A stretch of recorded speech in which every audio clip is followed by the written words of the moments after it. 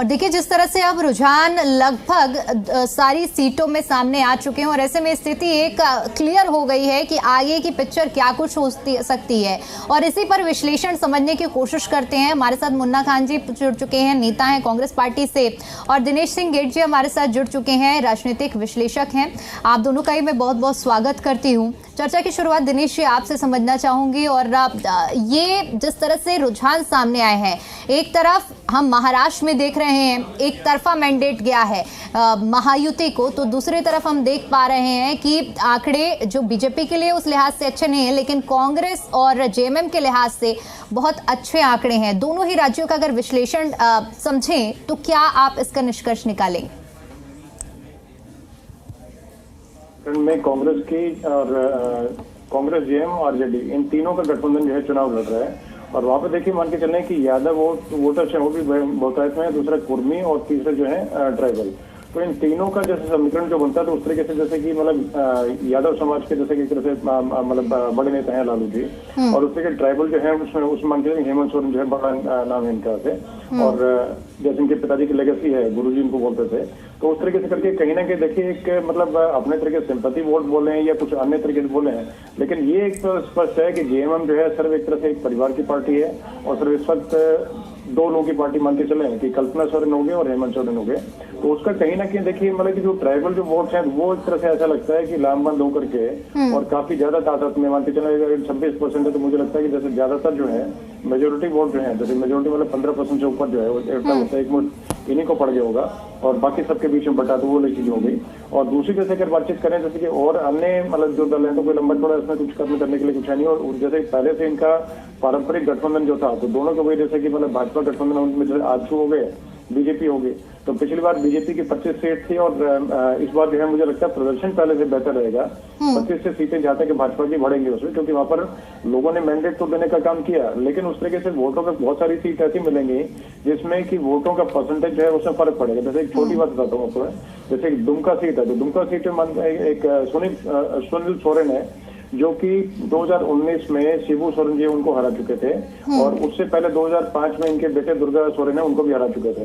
तो इस तरह की बहुत सारी सीटें जहां तक समीकरण जो है उसके बारे में कुछ चीजों का पक्का नहीं कर सकते थे। और दूसरा जैसे कि मतलब बहुत कम मार्जिन के साथ में कुछ सीटें जो है जो हम शायद जीत सकती है, उस चीजों के बारे में हम लोग उसको अलग नहीं करते। दूसरा महाराष्ट्र वगैरह है तो महाराष्ट्र में देखिए जो मतलब कि बटेंगे तो कटेंगे, एक रहेंगे तो सेफ रहेंगे, वो चीजें हो गई। तो वो चीजें कहीं ना कहीं जैसे पोलराइज दोनों तरफ से मतलब से अपने चीजें हुई। और जैसे कि जो जैसे फतवा जारी करने का काम हो गया या जैसे उस तरीके से कुछ और मांगे जो उनको लेकर के जो बीच में कटाक्ष मतलब किया गया, और राहुल गांधी का जो सेफ वाले जो था कि एक रहेंगे तो सेफ रहेंगे, तो उसमें उन्होंने अडानी का पोस्टर निकाल के दिखाया तो दिखाया।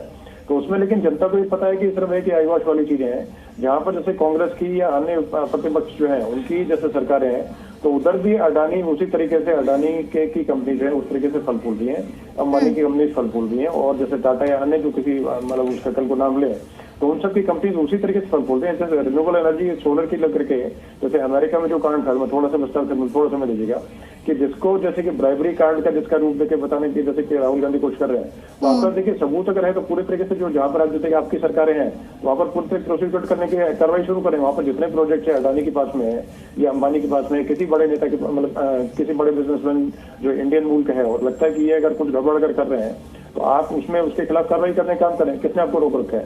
तो वो चीजें सिर्फ है कि पब्लिक में एक तरह से आईवॉश करने की बातें हैं और कोई लंबा छोड़कर। जैसे कि राजस्थान की बात करता हूँ तो राजस्थान में बहुत बड़ी जमीन जो है अडानी को दी गई थी जिस वक्त कांग्रेस की सरकार थी।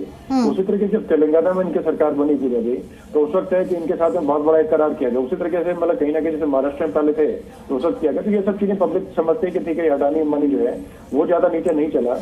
और दूसरा ईवीएम पर ठीकरा फोड़ने का काम जैसे अभी करने शुरू कर, जैसे संजय राउत जो है उन्होंने जेएमएम को लेकर के या झारखंड को लेकर के नहीं बोला कि हम जीत रहे तो अच्छी बात है, लेकिन इसको ठीकरा लेके फोड़ना शुरू कर दिया क्योंकि यहाँ पर खुद जो है बैकफुट पे आ गए।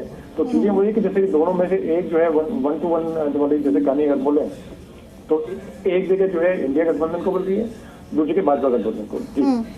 ठीक है मुन्ना खान जी, प्रयास तो बहुत किए गए, बयानबाजियां तो बहुत हुई, लेकिन महाराष्ट्र की जो तस्वीर है वो कहे कुछ और रही है। चाहे अडानी अंबानी का मुद्दा आप लोगों ने पुरजोर तरीके से उठाया, आपके शीर्ष नेतृत्व की ओर से उठाया गया, लेकिन जनता ने तो कुछ और मन बनाया, ये तो रुझान कह रहे हैं। देखिए मैं कह रहा हूँ ये रुझान कह रही है, एग्जिट पोल है, एग्जिट पोल नहीं है। मैं यही तो कहा था कि थोड़ी अभी कुछ भी कह जाना जल्दबाजी होगा। रुझानों में बेशक भारतीय जनता पार्टी आगे है, लेकिन जिस तरीके से महाराष्ट्र की जनता ने निर्णय लिया है वो आपको लगभग 1:30 से 2 बजे के आसपास आपको दिख जाएगा, क्योंकि वहां चुनाव प्रचार के दौरान 19 दिन तक लगातार मैं भी महाराष्ट्र में ही था। जिस तरीके से वहां मुझे कहीं बीजेपी नहीं दिखी और रुझानों में बीजेपी दिख रही, तो मैं समझता हूँ कहीं ना कहीं एक संदेहास्पद पद आप कह सकते हैं, संदेह एक मुन्ना जी, इतना बड़ा बदलाव कैसे हो सकता है? 218 अभी आंकड़ा चल रहा है, 55 पर आप सिमटे हुए हैं, कैसे इतना बड़ा बदलाव आप मान सकते हैं? कि चलिए मान लेते हैं कि 1 से 2 बजे तक का अगर इंतजार करते हैं, तो आप मानते हैं क्या इतना बड़ा बदलाव संभव है? और अगर इधर बदलाव होता है तो फिर झारखंड में भी बदलाव संभव है? नहीं, मैं कह तो रहा हूँ कि नहीं, बदलाव कहीं भी संभव हो सकता है, चाहे महाराष्ट्र हो या झारखंड हो। अभी महाराष्ट्र में, ये झारखंड में जीत की खुशी तो कोई नहीं मना रहा। सवाल ये है कि जब तक 1:30 से 2 बजे नहीं बचेगा, अभी 3-4 राउंड की काउंटिंग हुई हो, 22-23 राउंड काउंट होते हैं, तो अभी काउंटिंग होते हैं। अभी थोड़ा धीरज रख के, थोड़ा समय निकाल करके, थोड़ा समय रखना चाहिए, धैर्य बना करके। मैं आपके साथ ही हूँ। 1:30 से 2 बजे में आप देखना रिजल्ट कहीं न कहीं वो महाविकास आघाड़ी के पक्ष में आएंगे। वो इसलिए मैं कह रहा हूँ क्योंकि चुनाव प्रचार के दौरान मुझे कहीं भी बीजेपी की हवा नहीं दिखी। बीजेपी से लोग नाराज ही थे, और नाराज किस वजह से? तो वहाँ 2 मेन वजह थी। पहला मेन वजह था कि जिस तरीके से माफियाओं के द्वारा पहले पैसे उगाही किए जाते थे, उसके बाद वहाँ भारतीय जनता पार्टी के नेताओं के द्वारा पूरे महाराष्ट्र में उद्योगपतियों से पैसे उगाही करने का काम शुरू हो चुका था। इसके लिए लोगों में नाराजगी थी। दूसरी सबसे बड़ी वजह है, वो वजह है कि जो वहाँ बच्चे, शिक्षित बच्चे जो बेरोजगार हैं, ये एक बहुत बड़ी समस्या है वहाँ के लिए। तो 2 वजह थी जिसके ऊपर चुनाव लड़ा गया, और कहीं ना कहीं भारतीय जनता पार्टी ने चुनाव को डाइवर्ट करने की बहुत कोशिश की। चाहे वो बटेंगे तो कटेंगे, चाहे 80-20 का नारा हो, चाहे शमशान कब्रिस्तान, चाहे हिंदुस्तान पाकिस्तान, चाहिए कई तरह की बातें हैं। एक रहेंगे, सेफ रहेंगे, कपड़ों से पहचानो, कई तरह के ऐसे बातों से वहाँ के जनता को भ्रमित करने का काम किया। लेकिन वहाँ की जनता समझदारी से, मैं समझता हूँ, निर्णय लिए है, और रुझान आपको 1:30 से 2 बजे तक आपको दिख जाएगा। मुन्ना जी, अच्छा, आप कह रहे हैं कि 2 से 3 राउंड की ही काउंटिंग हुई है। अभी मैं जो इलेक्शन कमीशन के ये आंकड़े देख पा रही हूँ, ज्यादातर जो सीटें हैं 15 पे पहुंच चुका है, 15 राउंड की काउंटिंग हो गई है, 11 राउंड की काउंटिंग हो गई है, ज्यादातर आंकड़े यही कह रहे हैं। इतने के बाद भी क्या संभव है बदलाव? नहीं, मैं तो कह रहा हूँ कि 11 दूनी, अभी तो आधे हुए, 50% हुए, 50% हुए, 22-23 राउंड की गिनती होनी है। तो मैं समझता हूँ, अभी भी मैं कहूंगा आपसे कि ये थोड़ी जल्दबाजी होगी, थोड़ा कहीं ना कहीं हमें थोड़े धैर्य रखने चाहिए, और मैं आपके साथ ही हूँ अभी। तो आपको 1:30 से 2 बजे तक पता लग जाएगा। चलिए, ठीक है, लगातार आपसे तो प्रतिक्रिया और संवाद करते रहेंगे। दिनेश जी, क्या आपको लगता है कि कुछ एक बहुत बड़ा बदलाव अभी हमें महाराष्ट्र में देखने को मिल सकता है, जैसा कि मुन्ना जी कह रहे हैं? उनको पॉजिटिव रहना भी चाहिए ऐसे, क्योंकि अपने तरीके से पार्टी का जब स्टैंड रखने के प्रवक्ता कोई बैठता है, तो अपने तरीके से उसको पार्टी का स्टैंड रखना पड़ेगा। और अन्य जो जैसे पार्टी के लोग बैठे हैं, तो उनके बीच में इस तरह से पूरी तरीके से जो है प्रोत्साहन देने का काम भी हम करना चाहिए इनको से, और कर रहे हैं तो बेहतरीन अपना काम कर रहे हैं, तो उसमें कोई वो दिक्कत नहीं है। लेकिन देखिए, दोनों तरफ जैसे देखने की बातें इन्होंने बताई अपने तरीके से, तो मैं भी थोड़ा बताना चाहूँगा कि देखिए, ज़्यादातर जैसे कि जो मॉर्निंग जो रुझान आने शुरू होते हैं, तो उन चीज़ों की अगर बहुत ज़्यादा उस तरीके से बढ़त अगर हो, और बहुत ज़्यादा सीट्स अगर बढ़त की चीज़ें हो, हरियाणा वाली चीज़ें अलग थी। हरियाणा में था कि पहले से ही चीज़ें वहाँ पर इस तरीके थी कि मतलब भाजपा वर्सेस कांग्रेस, ये चीज़ें थी। और दूसरा क्या है कि वहाँ पर करीब करीब मान के चलें, जैसे कि मतलब है कि 25 से 30 सीट्स ऐसी हैं जहाँ पर पिछली बार 2000 से लेकर 5000 या 1-1.5 वोट्स का जो है अंतर था, तो उसमें संभावना पलटने की थी कुछ चीज़ों का। और कुछ ऐसे इलाके थे जहाँ से लेकर के पूरी कांटे की टक्कर थी, जैसे एक सीट पर सिर्फ 32 जो है वोट्स का मार्जिन था, सिर्फ हार और जीत के बीच में सिर्फ 32 वोट्स का अंतर था। तो उस तरीके से महाराष्ट्र में लेकिन जो चीजें हैं वो भिन्न है, क्योंकि जैसे मतलब पूरे तरीके से अगर देखें तो जैसे कि दोनों सेना जैसे आमने सामने रहते हैं, वो भी जैसे मान के चलें जैसे कि दोनों सेना वो करीब 50 से ऊपर जो सीट पर टक्कर आमने सामने है। उसी तरीके से शिवसेना जो है उनकी 40 से ऊपर जो टक्कर आमने सामने है। और उसमें जैसे लोकसभा के परिणाम को देखें और अभी की चीजों को देखें तो उसके बाद चीजें अभी चेंज होती नजर आई। और जैसे कि जो मतलब जिस तरह की जो चुनाव से पहले की जो सभाएं थी या चुनाव के बीच में जो रुझाव थे और उस तरह की जो और चीजों को लेकर चले या जिस तरीके से जनता जो थी जिस तरीके से मतलब समर्थन डेलिटर्स होते हैं और जैसे सर्वे एजेंसीज का पहले देखिए 2-4 जैसे कि अपना चुनाव रहे तो उसमें सर्वे एजेंसीज के जैसे एग्जिट पोल थे तो उस तरीके से सटीक नहीं उतर पाए।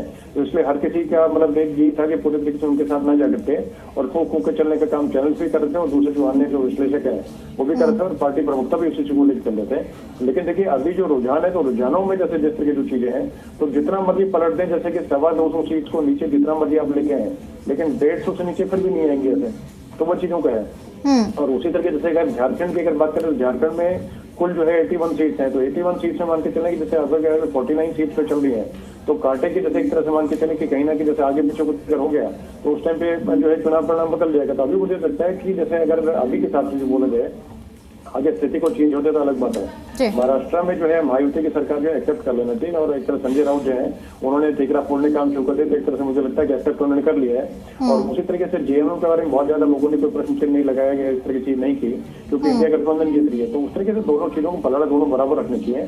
जेएमएम के साथ जैसे कि अभी जैसे कि चुनाव परिणाम जो है उसके हिसाब से जो लग रहा है दोनों गठबंधन को एक जो है स्टेट मिलता हुआ नजर आ रहा है। और जो उपचुनाव जैसे कि जैसे यूपी में और जैसे कि और जो स्टेट्स में जैसे कि राजस्थान में उत्तर नजर ज्यादा नहीं गई तो राजस्थान में से 7 सीट पे चुनाव है तो उसमें भी मान के चलने की 4 से 5 सीट जो है वो भाजपा की तरफ जाते नजर आ रही है और इधर जो है 6 सीटें यूपी में नजर आ रही है। तो चीजों को देखिए परिणाम जो है स्वीकार करने पड़ेंगे चाहे कुछ भी हो, उसको ईवीएम का ठेकेरा फोड़ने से मुझे ये फर्क नहीं पड़ेगा। बिल्कुल देखिए बड़ी बात यही है कि परिणाम जनादेश जनता का चाहे जो भी हो जिस राज्य का जैसा भी जनादेश है उसे राजनीतिक दलों को खुले मन से स्वीकार करना चाहिए।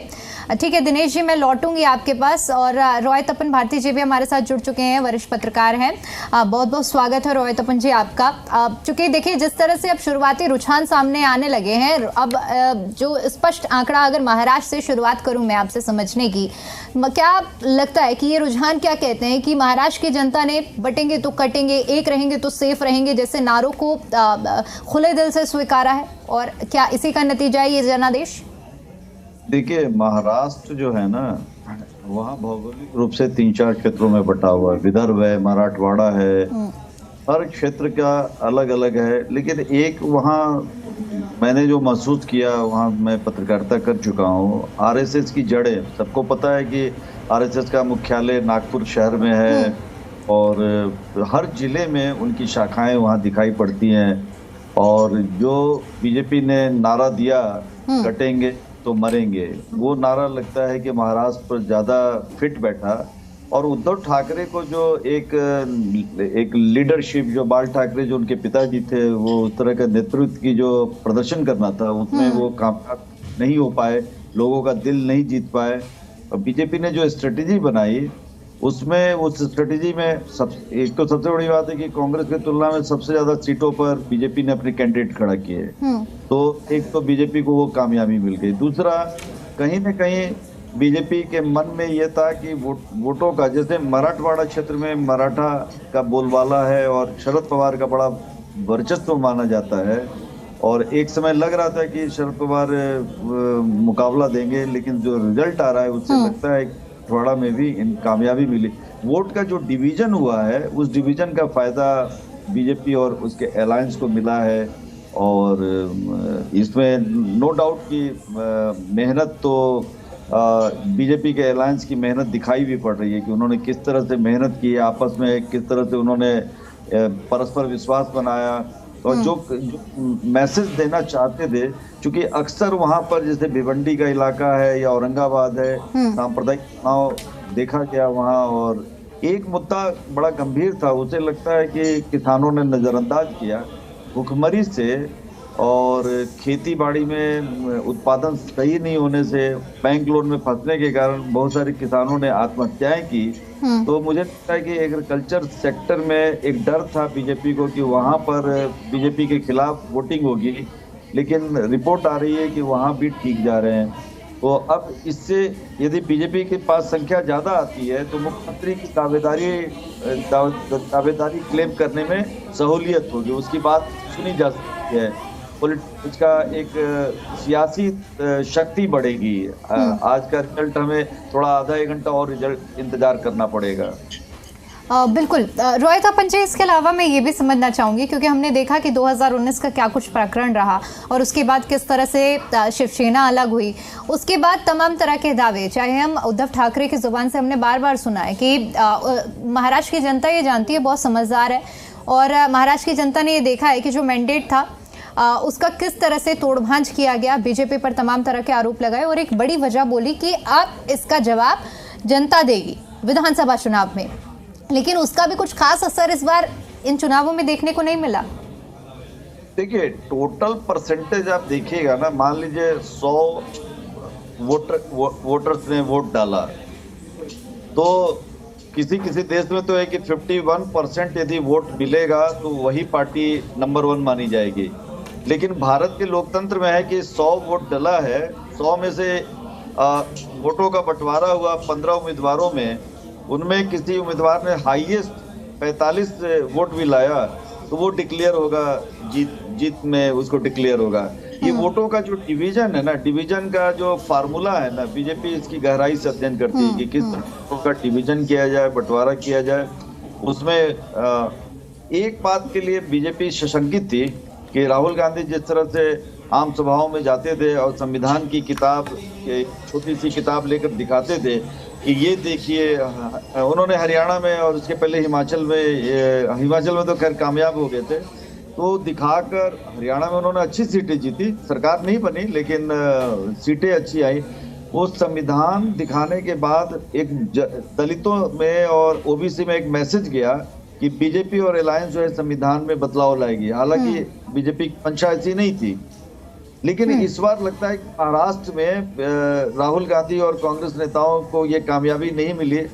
एक फार्मूला हर चुनाव में ये कामयाब नहीं होता है, तो यहाँ पर उसके काट के जवाब में खुलकर उन्होंने कहा, मोदी जी ने क्या कहा जब महाराष्ट्र गए, तो उन्होंने कहा कि बाबा साहब अम्बेडकर जो संविधान समिति के अध्यक्ष थे, वो यदि दोबारा संविधान बनाना चाहे तो बाबा साहब अम्बेडकर भी संविधान नहीं बदल सकते हैं। क्यों कहा ऐसा? इसलिए कहा कि राहुल गांधी को जवाब दिया जा सके। जनता ने शायद प्रधानमंत्री मोदी के इस जवाब को स्वीकार कर लिया और ये मान लिया कि बीजेपी संविधान में कोई बदलाव नहीं लाएगी, जो संविधान है यथावत रहेगा। और दूसरी बात, महिलाओं को लुभाने के लिए झारखंड और महाराष्ट्र दोनों में बीजेपी ने अपनी स्ट्रेटजी बनाई। ठीक है, माफी के साथ रोहित पंजे आपको रोकना चाहूंगी और एक बार फिर से हम आपका रुख करेंगे, लेकिन चूंकि यहाँ पर समय की पाबंदी है इसलिए छोटा सा ब्रेक लेना पड़ेगा। दिनेश सिंह जी, आपका बहुत बहुत शुक्रिया हमारे साथ चर्चा में जुड़ने के लिए। मुन्ना खान जी, आपका भी हमारे साथ बहुत बहुत शुक्रिया चर्चा में जुड़ने के लिए, अपना कीमती समय देने के लिए।